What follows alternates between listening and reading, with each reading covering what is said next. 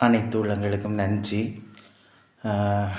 தஞ்சை மாவட்டத்தில் உள்ள ஒரு கிராமத்தில் அந்த ஆசிரியைக்கு நடந்த அநியாயம் உண்மையிலே மிகப்பெரிய அநியாயம்.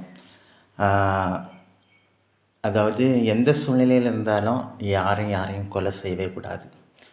லவ் பண்ணி ஏமாற்றிட்டதா சொன்னாங்க, இருக்கட்டும். லைஃப்பில் சூழ்நிலைகள் வந்து மாறி மாறி வரும். லைஃப்புங்கிறதே ஒரே மாதிரி போகாது, எப்போவுமே ஒரே மாதிரி போகாது. இன்றைக்கி நமக்கு பூரி பிடிக்கும், 5 வருஷம் கழித்து பார்த்தா இட்லி பிடிக்கும், 10 வருஷம் கழித்து பார்த்தா தோசை பிடிக்கும். ஏதோ ஒரு சூழ்நிலை, ஏதோ ஒரு சுச்சுவேஷன், இது எல்லாத்துக்குமே அமையுது.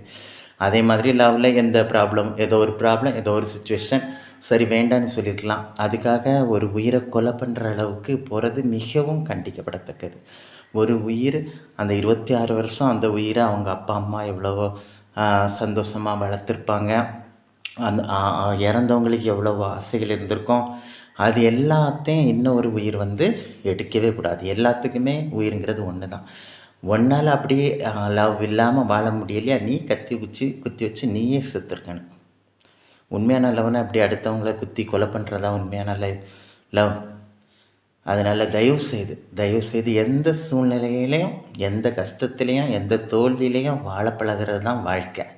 ஆமாம், ஒன்று கிடைக்கலையா, தொலைந்து பச்சானே அடுத்தது, அவ்வளோதான் வாழ்க்கை. வாழ்க்கையில் கிடைக்காதது எல்லாத்தையுமே கொலை பண்ணனா அப்போ உலகத்தில் முக்கால்வாசி பேர் இருக்க மாட்டாங்க. ஸோ இது முற்றிலும் ஒரு தவறான ஒன்று. இந்த மாதிரி உள்ள சூழ்நிலைகள் இனிமேல் வந்து நாட்டில் நடக்காமல் இருக்கணும். அதுதான் நம்ம எல்லாருடைய பிரார்த்தனையாக இருக்கணும். நன்றி.